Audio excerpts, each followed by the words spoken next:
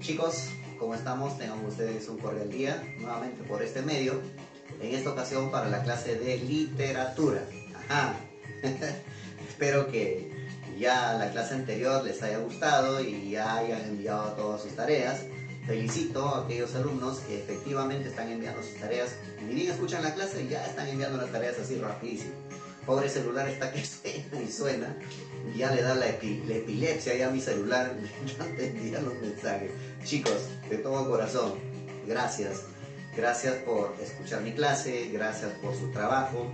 Sé que están haciendo un esfuerzo tremendo, pero eso es aplaudirle a ustedes, ¿eh? Aplaudir a ustedes porque se están esforzando un montón. Y también a la vez agradecerles a sus padres, ¿no? Ahí a la mamá que le tiene un costado.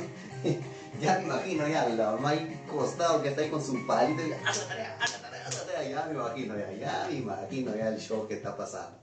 Como me decía una alumna, ¿no? Me decía, profesor, yo me demoro un poco, pero estoy haciendo una tarea, por favor, discúlpeme, que ya lo voy a mirar la tarea. Me dice, bueno, ya pues envía la tarea, pero eso sí, dile a tu mamá que no te dé muchas lentejas, pues, ¿no? Que ahora que te dé frijoles o que te dé payares, ¿no? Claro, por supuesto, pues, si muchas lentejas está muy lenta, pues, no está muy lenta. Así que chicos, bueno, aparte de la broma y la risa, yo creo que lo primordial es estar bien, ¿no? Estar sonriente. Estoy seguro que ya yo veo que quiere salir corriendo en la calle, quiere salir, pero ya no, pero chicos, ¿qué les digo? Hay que esperar, todo tiene su momento, ¿ya? Saben por qué nos están diciendo de que no salgamos de casa, que nos cuidemos, porque la salud es más importante, pues chicos, claro, con la salud se puede hacer un montón de cosas. Pero mientras tanto, acá estoy yo para poder darte las clases correspondientes de literatura y hacerte reír un poco. Y hoy día no vamos a reír, ¿eh? Hoy día no vamos a reír, pero uff, agárrense. Por favor, busquen una vasenica por ahí, una vasenica o el tazón, no sé qué busca, pero porque te vas a misionar, te vas a reír de la risa, porque tiene un tema espectacular. Pues bien chicos, el tema que vamos a hablar el día de hoy es sobre el siglo de oro. Siglo de oro. Profesor, ¿y cómo es eso siglo de oro? ¿Acaso vamos a ir a las minas y vamos a buscar el oro? Podría ser, podría ser. ¿Acaso vamos a buscar acá en Moquendo oro? Podría ser, podría ser. ¿Ah? ¿Acaso el profesor tiene un tesoro en su casa? Puede ser que tenga un tesoro. Apenas tengo mi calzoncillo con huecos, chicos, no tengo nada de tesoro. Pues bueno, ¿a qué se debe esto de siglo de oro? A ver, vamos a ver. A ver, el siglo de oro es una etapa de la literatura, chicos. ¿Cómo? Claro, así como lo escuchas. El siglo de oro es una etapa de la literatura. Una época en que pasó la literatura. Recuerden que la literatura empieza desde hace miles de años atrás con los griegos, ¿sí o no? Ahí hemos visto a los grandes dioses, ¿sí o no? Perfecto. De ahí después de los griegos, avanzó un poquito más y llegó a los romanos. Si nosotros hacemos una línea de tiempo, ¿saben qué es una línea de tiempo, no? Claro, pues es una línea, es una línea que atraviesa el tiempo, ¿no? Claro, pues una línea, obviamente que va desde acá que empezó, ¿verdad? Acá están los griegos, luego va los romanos, ¿verdad? Y luego va la época medieval, donde estaban los reyes, y luego va a venir el Renacimiento. O sea, eso significa que estamos acá. ¿Ah? Miren, esta es la línea de tiempo. Griegos, romanos, la época medieval y el Renacimiento. Ah, mira. Nosotros hemos dicho que en Grecia empezó todo, ¿sí o no? Claro, por supuesto. Luego de ahí, ¿qué pasó? Los griegos imitaron a los perdón, los romanos imitaron a los griegos, ¿sí o no? Luego de ahí, ¿qué pasó? Vino la época medieval, donde el rey era el mandabás, ¿sí o no? Ahí hemos visto el poema del Miocí. Claro, hemos hecho eso creo que en el primer tema, creo. ¿Te das cuenta? Entonces, está la época medieval. Luego viene lo que es Dante Alighieri, ¿no? Con su Divina Comedia. Eso hemos hecho en la clase. Todo eso se da ya, Dante Alighieri ya se da en el pre-renacimiento, o sea, va esto así, mira, la línea de tiempo va Grecia, Roma, la época medieval y el pre-renacimiento. El pre-renacimiento es el puentecito que va a llegar para el renacimiento. Y ahí en el renacimiento, chicos, en esta etapa del renacimiento, siglo XV, siglo XVI hasta el siglo XVII, el renacimiento duró pues del siglo XV al siglo XVII. Recordando que la época medieval se dio desde el siglo V hasta el siglo XV, prácticamente una buena cantidad de siglos, ¿no? Una buena cantidad de años. ¿Cuánto? 1000 años. 1000 años que el rey te decía lo que tú tenías que hacer. Pero con el renacimiento ya no. Con el renacimiento se va a dar otra vida, chicos. Las personas estaban cansados del rey, que pues les ordenara qué es lo que tenían que hacer, y él estaba cansado ya totalmente. Y por ende, estas personas se rebelan. Es como cuando usted se rebela contra el profesor, ¿no? Ay, ay, ay, rebélate que te cae. No, mentira, chicos, no, para nada. Mira, este rey prácticamente va a quedar en el aire, porque las personas se van a rebelar y le van a decir, oh, un momentito, ya mucho, ya, ¿cuántos años? 1000 años de soportar. No, ya no te soporto. Así que yo voy a hacer ahora lo que yo realmente pienso. Porque desde el siglo V hasta el siglo XV tu pensamiento no valía, chicos. No valía. No. Tú tenías, Señor, tengo una opinión, tengo una idea. Muérete con tu idea, te decía el rey. Pero del siglo XV para adelante, ya no. Esta persona dijo, no, yo tengo mi idea y yo voy a hacer lo que dice mi idea. ¿Te das cuenta? Y se rebelaron contra el rey. Y el rey dijo, ya está bien, que se rebelen. Ya, perfecto. Van a querer trabajo, van a necesitar dinero y por lo tanto van a regresar hacia mí. Pasó una semana, nadie fue al rey. Pasó un mes, no fue nadie al rey. Y el rey dijo, ¿qué está pasando? Y cuando él se fue al pueblo para ver qué es lo que pasaba, ¿por qué no iban al rey a pedirle trabajo, a pedirle alimento, a pedirle dinero? ¿Por qué no iban? Cuando llegó al pueblo, adivina qué, se dio con la sorpresa de que en el pueblo, todas las casitas, había una pequeña fábrica. Así como la escuchas, había una pequeña empresa, ¿no? Es como cuando tú pones en tu casita a vender algo, ¿no? A vender, no sé, chocolate, a vender postrecitos, a vender esto, ¿no? Ya prácticamente al vender eso, ya te conviertes en una empresa, en una pequeña empresa. ¿Te das cuenta? Entonces dice, todo el mundo en su casa tenía eso. Y el rey dijo, el rey se quedó, ¡ah, caray! Mira, me va a dar, agárreme. ¡Ah! ¿Te das cuenta? Se quedó prácticamente con la boca abierta. ¿Ah? El rey pues dijo, ¡ah, caray! Y por eso es lo que ya no van a mi palacio. ¡Oh! Y así derrotaron al rey. A esa etapa, ¿cómo se va a llamar? Se va a llamar Renacimiento. ¿Renacimiento qué significa? Re significa volver. Nacimiento, volver a nacer. O sea, del Renacimiento, retroceder a los griegos. A esa etapa donde pues la vida era espectacular. A eso retrocedieron los renacentistas. Bueno, el Renacimiento surgió en Italia. Mira, vamos a leer acá, vamos a la pizarra mágica, chicos. Miren, ¡tarán! La pizarra mágica. Dice, siglo de oro. Se desarrolló entre los siglos XV al siglo XVII. Dice, se desarrolló en España. El siglo de oro específicamente se desarrolló en España. Pero este siglo de oro se dio con el Renacimiento.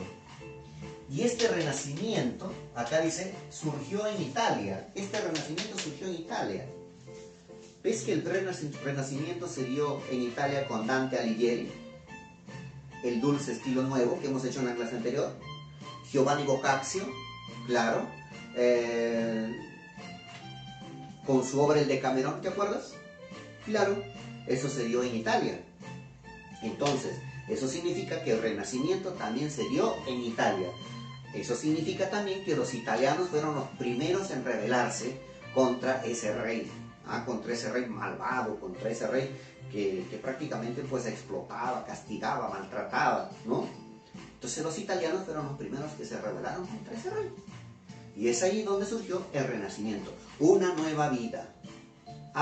Y déjame decirte, escucha, con el Renacimiento se dieron los primeros inventos. Y creo que dice por acá está, mira, dice, con el Renacimiento se dan los primeros inventos. ¿Qué se inventaron con el Renacimiento? Escúchame, como el rey, o como estas personas se rebelaron contra el rey, y estas personas sacaron a reducir sus ideas, ¿verdad?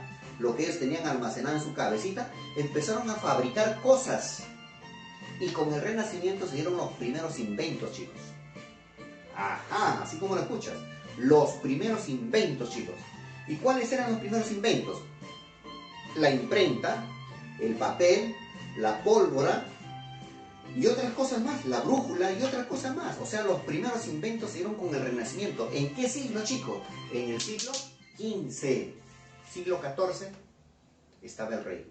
Siglo XIII estaba el rey, ¿no? Del siglo V al siglo XV. Del siglo XV para adelante, recién las personas sacaron sus ideas.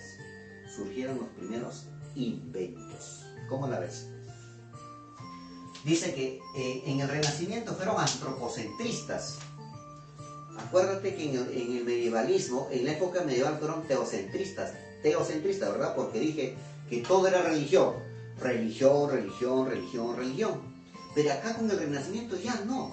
Con el Renacimiento se da lo que es el antropocentrismo, que el hombre es el centro de toda inspiración. Escucha, antropocentrismo significa que el hombre es el centro de toda inspiración, porque dice que el hombre es capaz de crear y destruir a la vez, así como usted es destructor, pues, ¿no? Usted es destructor, ¿no? Destruye todas las cosas que hay en la casa, agarra la pelota y empieza a destruir todo, ¿no? Las chicas igual, empiezan a destruir todo, el vestido de la mamá y esto que el otro, y empiezan a hacer vestidos para la muñeca. Cuidado. Entonces dice que el ser humano construye y destruye todo. ¿Te das cuenta? Entonces, antropocentrismo quiere decir que el centro de toda inspiración es el ser humano. Luego por acá dice, vamos, en el siglo... Con este renacimiento, en España se da el siglo de oro. ¿Qué quiere decir el siglo de oro, chicos? El siglo de oro significa que España, en este siglo XVI, siglo XVII sobre todo, va a ser el mejor siglo para España. Pero en literatura, solamente en literatura. En la parte política y social y económica, no. Solamente en literatura. En España es donde vamos a encontrar a los mejores escritores en esta época. Por eso se va a llamar el siglo de oro español. Se desarrolló el género lírico, el género dramático y el género narrativo. 3 géneros. Y hubo un sinnúmero de escritores, mejores escritores. ¿Eso qué significa? Que España, en esta época, era el mejor de los países a nivel mundial. Pero en literatura. Claro, por tener los mejores literatos. Y ahí voy a mencionar algunos, como Garcilaso de la Vega, como Fray Luis de León, como Calderón de la Barca, como Lope de Vega, ¿no? Y otros sinnúmero, otros escritores más. Te he mencionado los más principales, ¿te das cuenta? Entonces, España era el mejor país en el siglo de oro. Por eso se le llamó así, siglo de oro, porque era la mejor literatura, como el oro, ¿no? Que brillaba. Por eso dice, a este siglo de oro se va a conocer como la época de la brillantez y el auge de la literatura. ¿Cómo la ves? Época de la brillantez y el auge de la literatura. ¿Por qué? Porque era el mejor. Pero eso se terminó. Eso se acabó.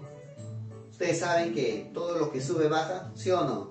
Claro. Todo lo bonito se termina, claro. Que nadie es eterno, claro, por supuesto, nadie es eterno en la vida, ¿sí o no? Ni usted ni yo. En algún momento vamos a desaparecer. ¿Te das cuenta? Entonces dice que en esta época, en este siglo de oro, que solamente es en España, el siglo de oro es netamente en España. Vuelvo a repetir, porque en España se dio la mejor literatura y los mejores escritores. ¿Te menciono los escritores nuevamente? Claro, ¿por qué no? Garcilaso, Fray Luis Garcilaso de la Vega, no es Inca por si acaso, ¿eh? Acá en nuestro Perú tenemos un escritor llamado Inca Garcilaso de la Vega. Inca, acuérdense de Inca, ese Inca es peruano. Garcilaso de la Vega nada más es español. Tenemos a Fray Luis de León, tenemos a Lope de Vega, a Calderón de la Barca. Cuidado, ahí es, y son escritores contadísimos, los mejores, los mejores. Vamos, dice, en el siglo de oro, dice, sobresalió la narrativa, la novela. ¿Ah? ¿Han escuchado decir mi novela favorita? Ah, mira, dice que en España, aparte de desarrollar el género lírico, el género dramático, también se desarrolló el género dramático y especialmente la novela. El cuento no, la novela. Mira, y van a haber 3 clases de novela, chicos. Miren acá, la novela caballeresca, la novela pastoril y la novela picaresca. Ahí está, mira, caballeresca, pastoril y picaresca. ¿Ve? Y en tu libro también te señala lo mismo, lo que te estoy explicando. Mira, dice, narrativo en el siglo de oro. Ah, la mejor narrativa. Dice, ¿qué vas a tener? Novela pastoril, novela caballería y novela picaresca.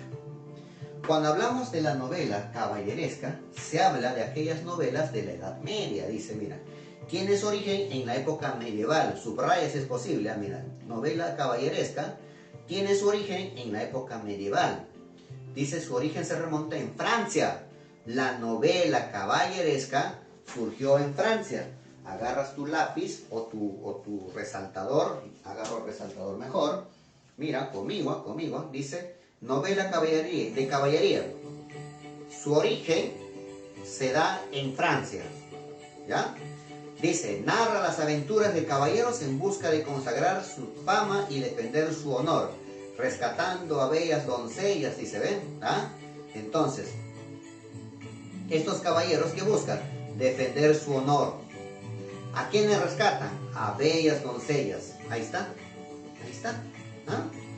Arriba dice, novela pastoril, de origen italiano, subrayen, novela pastoril es de origen italiano. ¿Ah? La novela pastoril surge en Italia.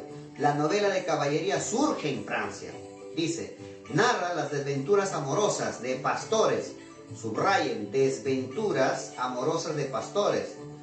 Dice, idealizados que viven en una atmósfera idílica, se caracteriza por la presencia de fragmentos en verso. Dice, ahí está.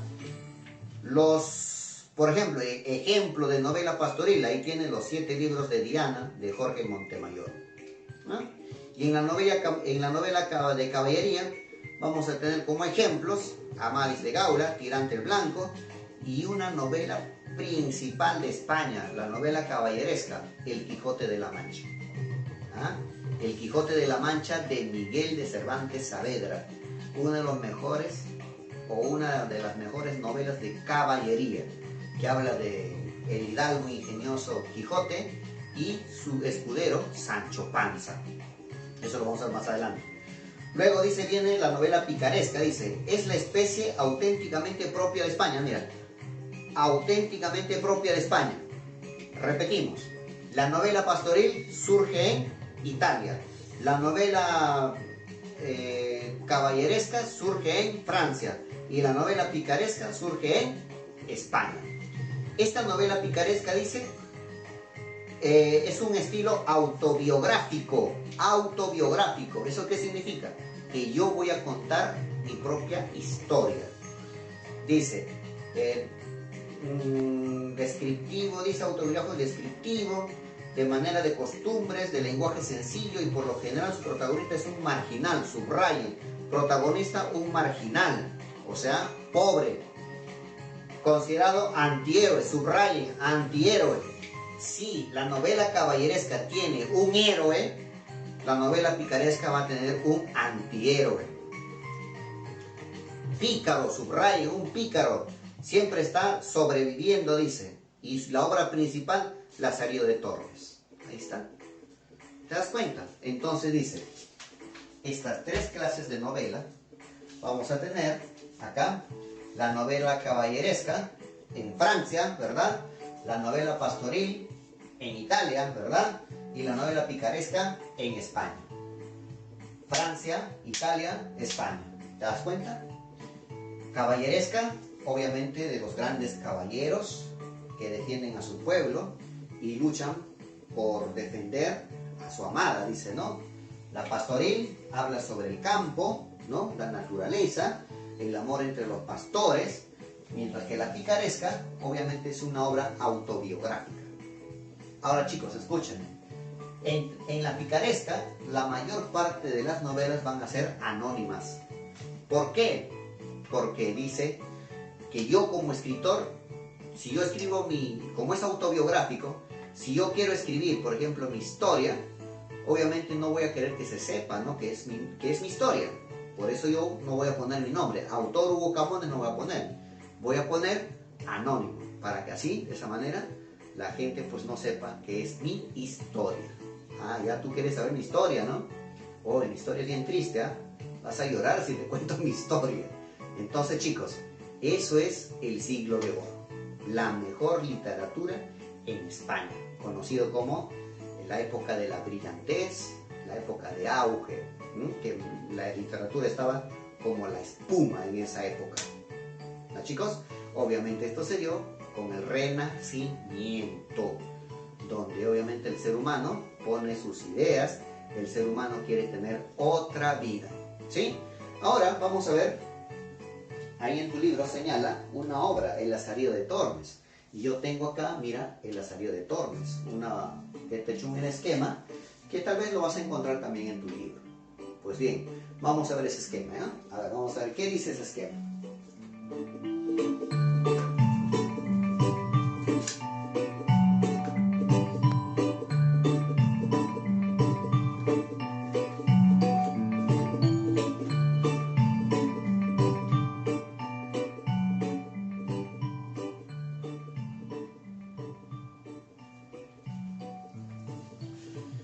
Bien, chicos, miren, acá en la novela que va a sobresalir en el siglo de oro, como es de España, les dije yo, el siglo de oro se dio en España, entonces aquí va a haber una novela tal vez muy importante en España, que es El Quijote de la Mancha, les dije. Y otra de las novelas picarescas va a ser El Lazarillo de Tormes. Este Lazarillo de Tormes es una obra pues que tiene una historia bien chistosa, a la vez triste. ¿Por qué? Porque el personaje principal va a pasar por muchas cosas. Es como hoy en la actualidad, ¿no? Muchas personas estamos pasando por unas cosas muy difíciles, ¿no? Hay pobreza, hay hambruna, muchos están falleciendo y es triste. Y no es por lo que queremos ponernos tristes, sino que hay que ponernos en su lugar de estas personas. Nosotros hay que ser agradecidos por las cosas que tenemos en casa. Al menos tenemos un pan que llevarnos a la boca, ¿verdad? Y eso gracias a papá y gracias a mamá, que tal vez están trabajando por nosotros. Y eso hay que darle las gracias. Ustedes, sobre todo chicos, que día a día, cada que amanece, deben ir, correr y darle un abrazo a su mamá y a su papá y decirle: gracias papá por todo, gracias mamá por todo, ¿no? Por los alimentos que me das y todo ello. Y siempre hay que ser agradecidos a Dios, chicos. Eso es lo más importante, ¿ya? Y como decía a un principio, acá lo más importante es la salud. Con la salud se puede hacer muchas cosas, chicos. ¿Ya? Entonces, acá en esta obra habla pues sobre un jovencito que su madre lo abandonó, que su madre lo dejó, porque tal vez la mamá no tenía cómo solventar los gastos y cómo darle de comer a su hijo. Por eso repito, que ahí tú tienes a tu lado a tu mamá, ahí tienes a tu lado a tu papá, que te dan todo, ¿verdad? Quizás vayas a decir, es su derecho. No, no es tanto así, sino el detalle es que ellos, como padres, te van a dar. ¿Por qué? Porque te aman, porque te quieren, porque tú eres su hijo. Y por ende, tú tienes que respetarlos a ellos, tú tienes que amarlos a ellos, tienes que valorar todo lo que hacen por ti, mas no pagarles mal. No, ahorita, por ejemplo, tú estás estudiando, al lado tuyo está tu mamá con el palo diciendo, ya haz la tarea, haz la tarea, haz la tarea, ¿verdad? Pero no esperes eso. Tú por sí ya debes ser responsable, porque ya tienes 10, 11 años, ya tienes. No eres un bebé, no eres de inicial, no tienes ni 5, ni 4, ni 6 años. Ya tienes 10 años, ya tienes 11 años. Entonces ya más o menos ya tú sabes lo que tienes que hacer. Ya sabes tus responsabilidades. ¿Ya, chicos? Entonces, a ver si esa partecita lo mejoramos, ¿eh? Lo mejoramos. Y si lo estás haciendo, pues mis felicitaciones. Desde aquí te mando un abrazo fraterno. Entonces, este niño prácticamente era como un huérfano, ¿no? Mira, vamos a ver qué les parece primero para contarles la historia, el esquema. Dice, mira, El Lazarillo de Tormes pertenece al género narrativo. ¿Por qué? Porque es una novela, especie novela. ¿Y qué clase de novela? Obviamente una novela picaresca. Ya no lo he puesto acá. Ustedes lo completan. O bueno, ya ustedes saben, una novela picaresca. Autor anónimo, porque toda esta historia va a ser autobiográfico. Porque va a haber alguien que cuente esta historia. Es su historia lo que le pasó. Pero lamentablemente no puso la autoría, puso anónimo. Tema central, dice la honra y la pobreza. Mira, acá va a hablar de la pobreza, chicos. Vuelvo a repetir, esta obra va a ser a la vez triste y a la vez divertido, porque a este Lázaro le va a pasar un sinnúmero de cosas. ¿Y para qué les cuento? Estructura, dice, está dividido en 7 tratados, es como decir en 7 partes.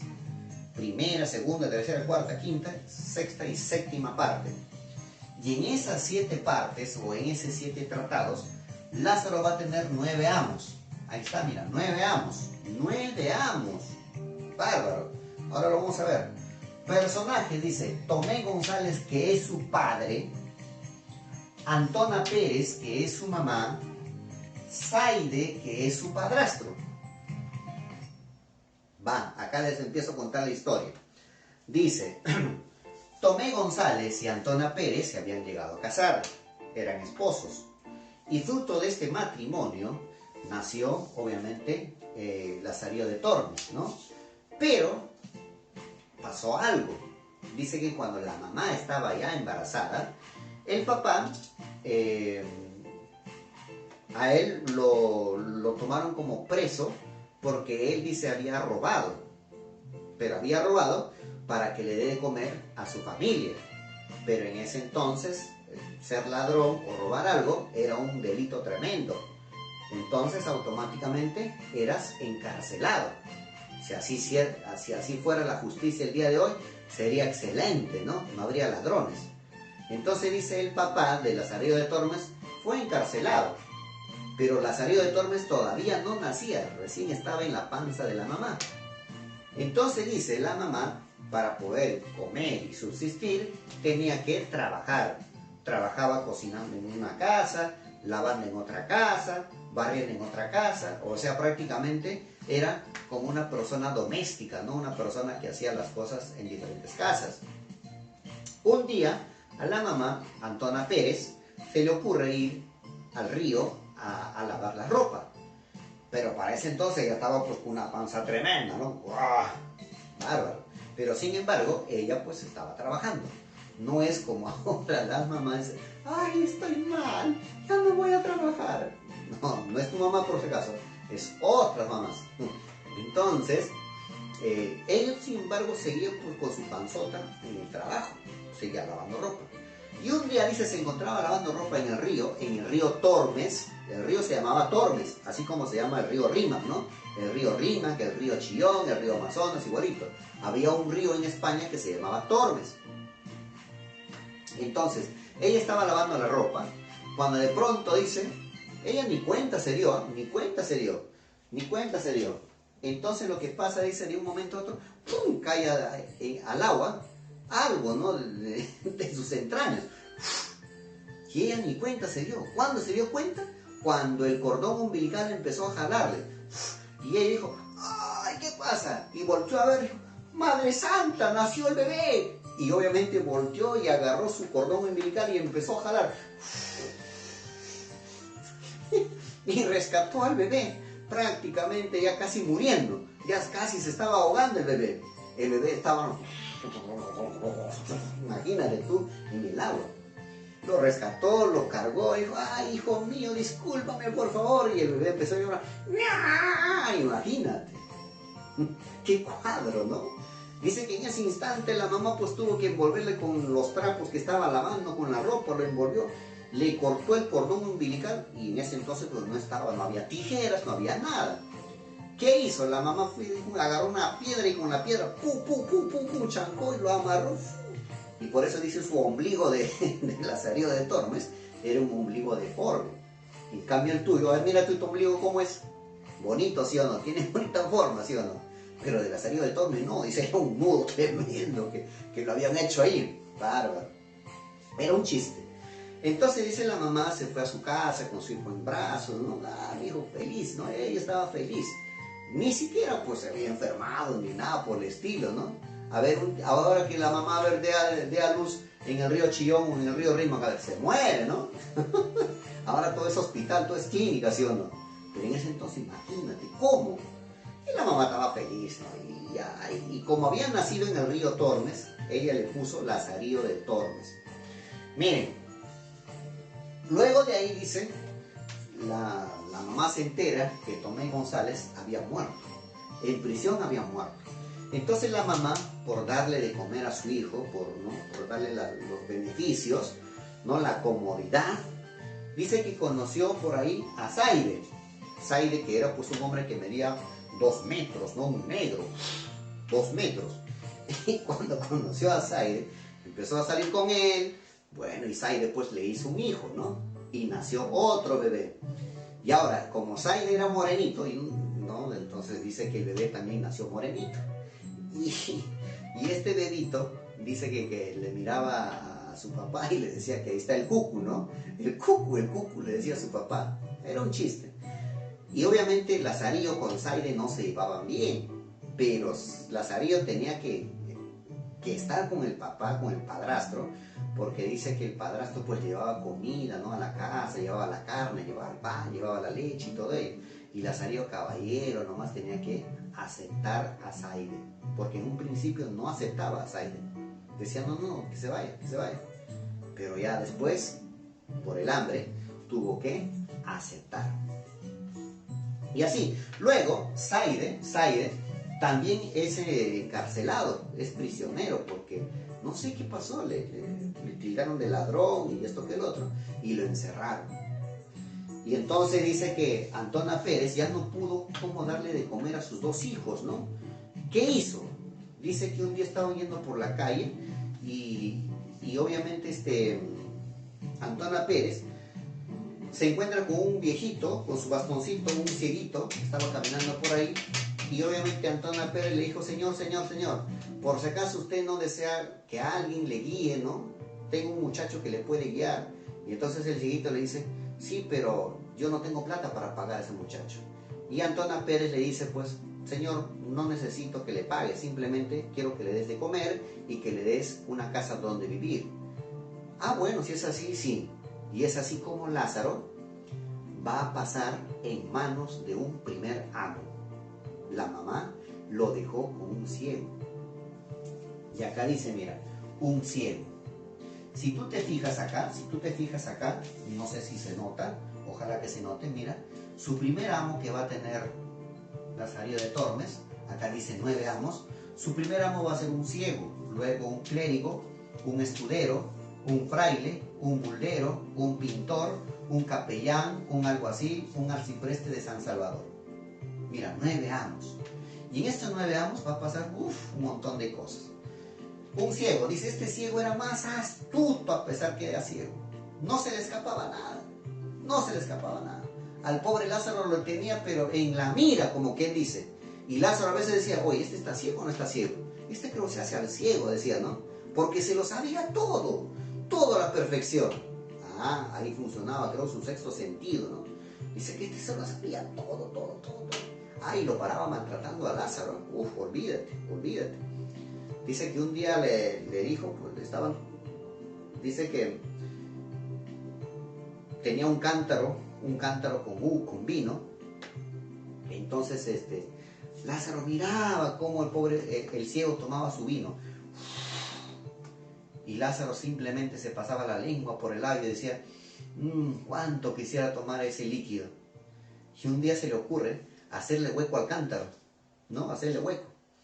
Y entonces en eso dice que cuando el cieguito inclinaba el cántaro, por el huequito caía el líquido. Y Lázaro se ponía debajo de sus pies del cieguito y abría la boca y el líquido le caía en la boca. Y de esa manera tomaba el vino. Hasta que el viejito pues se dio cuenta un día, ¿no? Porque si el jarrón estaba lleno, es como una botella, ¿no? Si está lleno, la inclinación es poco, ¿no? Si va avanzando, la inclinación es más. Si va avanzando es más y más. Y cuando ya no hay nada, tú estás, no, todo. Entonces igualito, dice, el anciano se da cuenta por la inclinación. Y le dice, Lázaro, ¿qué ha pasado? Tú te lo has tomado mi vino, ¿no? ¿Cómo, señor? Yo, ¿en qué momento? ¿Qué esto que va? Ya Lázaro también se defendió. Y en eso dice, cuando busca así, encuentra el hueco y dice, tú así, venga por acá. ¿Y qué hizo el Señor?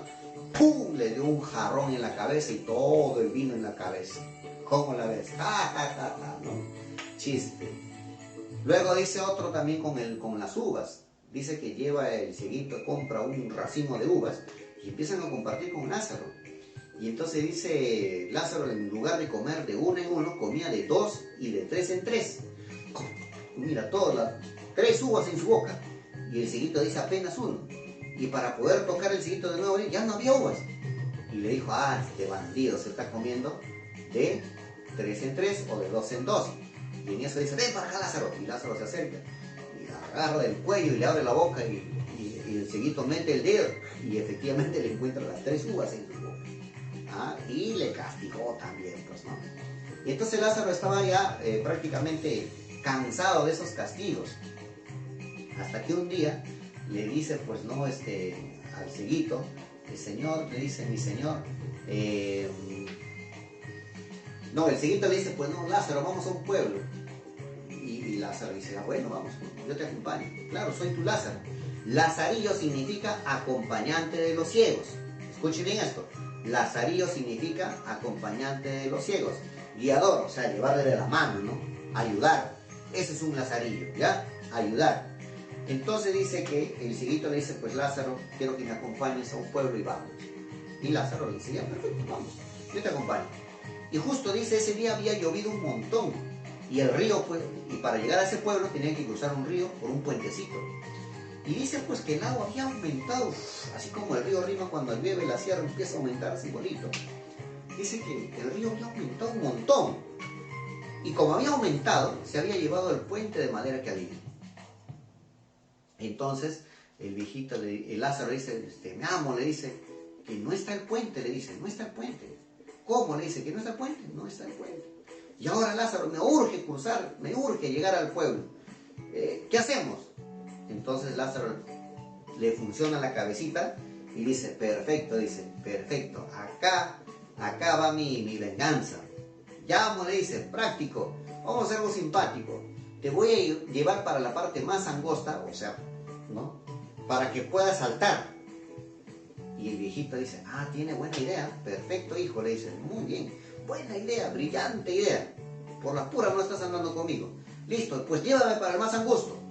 Entonces dice, Lázaro, en lugar de llevar para el más angosto, dice que le llevó para el más ancho. Y cuando llegaron le dijo, amo, ya llegamos al más angosto. Y el viejito vivo le dice, Lázaro, pero yo escucho mucha agua. Claro, pues si es, ¿no? Bulla del agua. Y Lázaro le dice, no, amo, le dice, es que al fondo hay una catarata. Mentira, mira cómo se la inventó. Ya, entonces Lázaro, ¿qué hago? Ya, simple. Vas a tomar viada, o sea, retroceder un poco, y al momento que yo te diga, corres, y cuando te digo saltas. Y vas a saltar y vas a pasar al otro extremo. Es como si saltar esto, ¿no? Saltas al otro extremo.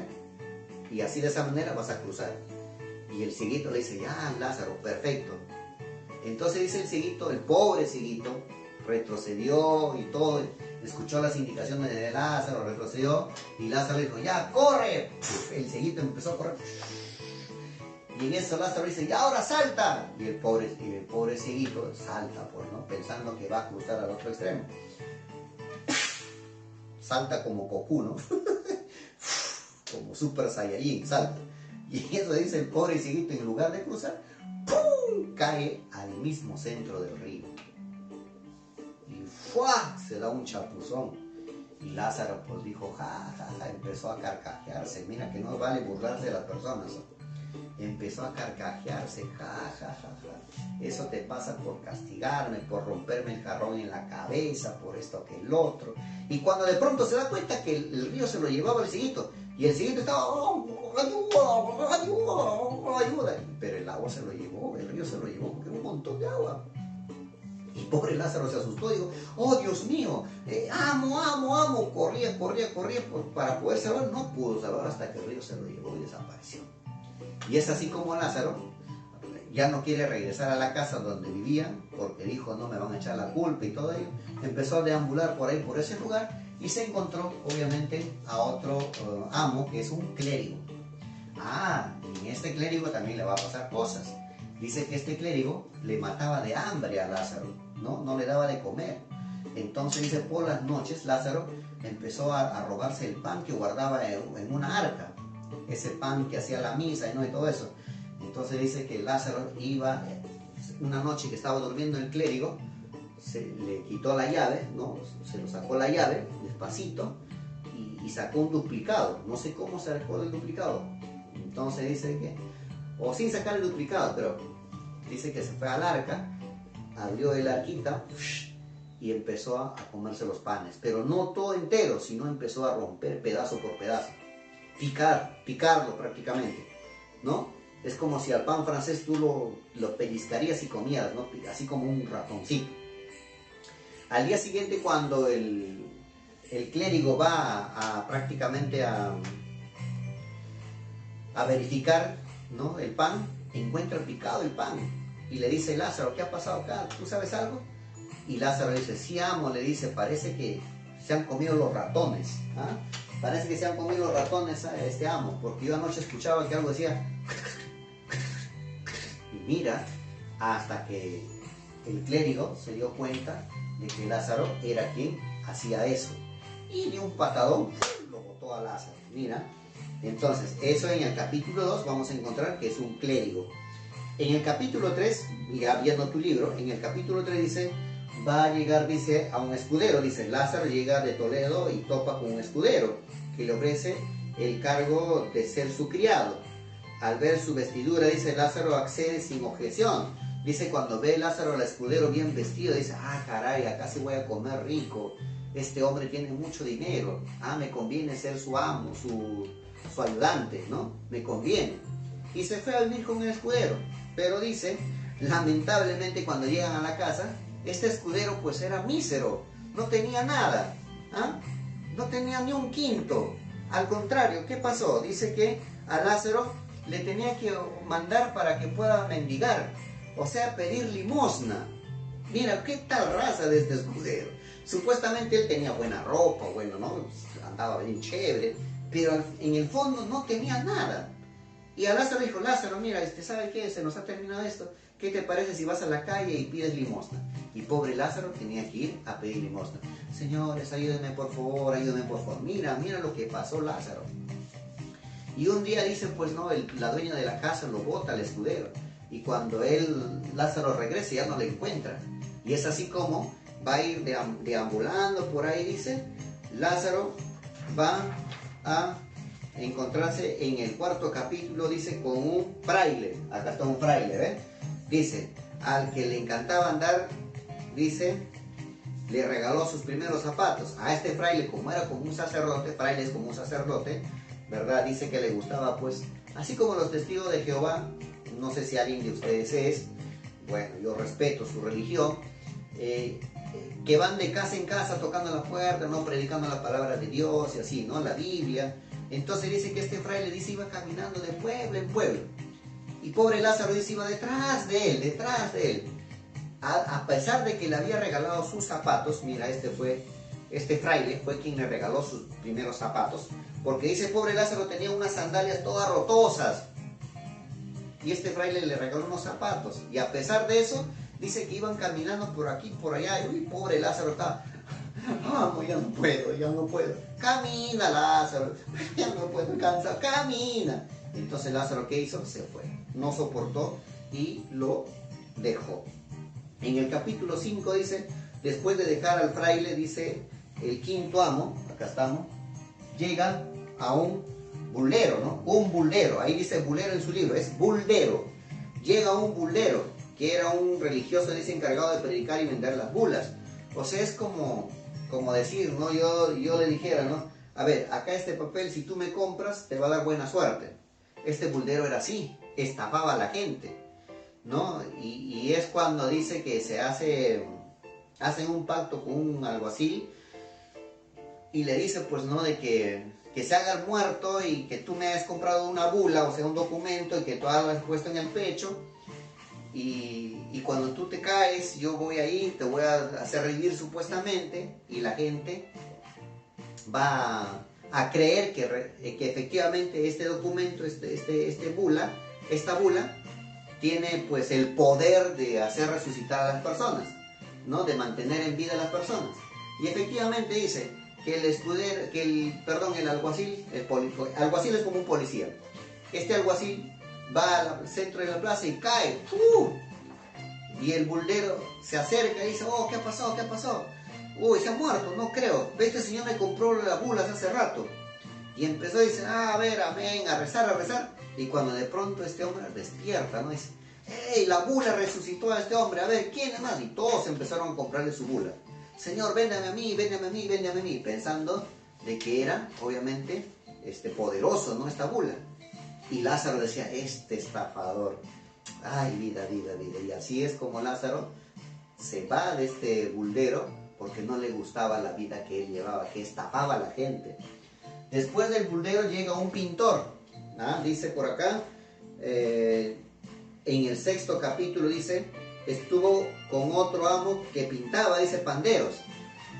Este pintor le decía a Lázaro que muela pues los colores. Antiguamente los colores sacaban de las plantas, ¿no? De las semillas o de la tierra de colores. Ahora pues ya tenemos plumón, tenemos témperas, tenemos crayolas, tenemos de todo, ¿no? Pero en ese tiempo no había esto. Entonces, ¿qué hace un pintor? Sacar las semillas, ¿no? Los frutos, las pepas de las plantas, o tal vez de la tierra de colores.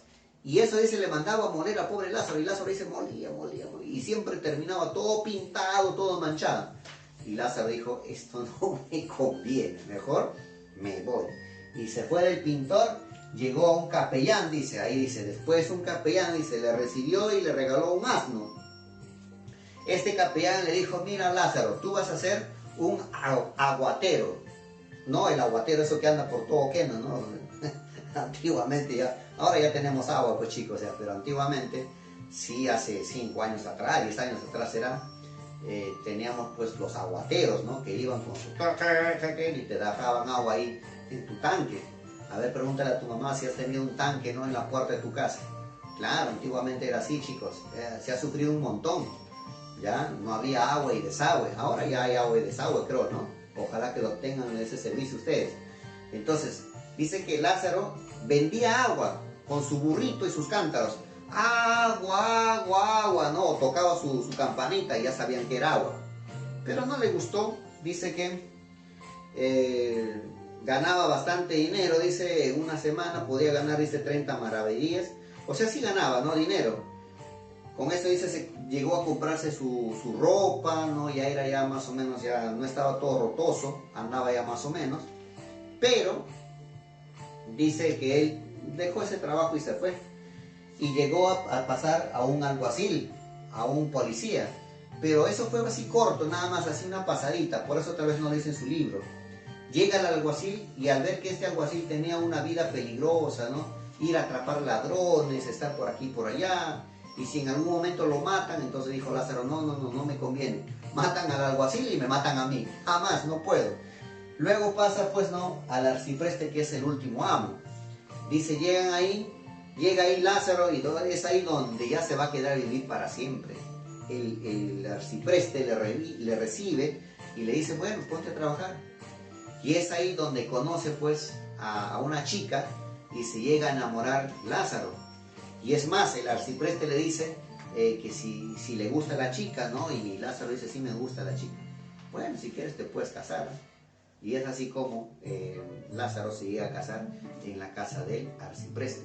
Y el arcipreste le dice, bueno, si quieres quédate a vivir acá. Y Lázaro dice, no, yo quiero hacer mi vida y tener una casa propia, tener hijos, que esto, que el otro, ¿no? Y así de esa manera Lázaro, después de haber empezado una vida tormentosa, chicos, llega al final con una vida feliz. Se llega a casar, llega a tener hijos y prácticamente todos felices y contentos logra su prosperidad. ¿Qué les parece? Esa es la historia de El Lazarillo de Tormes. Entonces tú tienes en tu texto, tú tienes en tu libro y quiero que lo desarrolles, ¿no?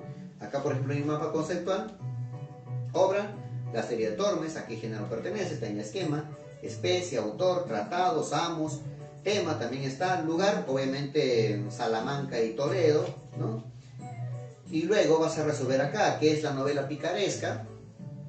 Yo creo que hace ratito lo dije, vuelves a escuchar.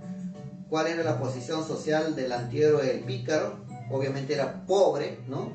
Vivía una vida mísera, no tenía cómo sobrevivir, por eso hacía malabares, hacía cosas. Pícaro se le conoce a aquella persona pues que hace 1000 cosas para poder sobrevivir. Dice, ¿cuál fue la novela del siglo de oro propia de España? Obviamente la novela picaresca. Dije, no, acá, esta novela es propia de España, porque esta caballeresca es de Francia, esto es de Italia y esto es de España. Dice, ¿por qué el ciego fue el amo más importante de Lázaro? Porque él le enseñó la vida. A pesar de todas las cosas, él le enseñó a vivir, él le enseñó todas las cosas, ¿no? El cieguito le enseñó a calcular, a medir, le enseñó de todo. Con él aprendió todo, a pesar que lo maltrataba. Luego tú vas a ordenar cronológicamente y luego vas a poner acá, según los 7 amos que yo les he dicho, ¿qué amo lo vas a poner? Acá, por ejemplo, si está con su broche, su pintura, un pintor, ¿verdad? Más abajo, si está un queso o un pan, vas a poner un fraile. Acá, esto de acá, si está con su escudo, un escudero. Listo, facilito.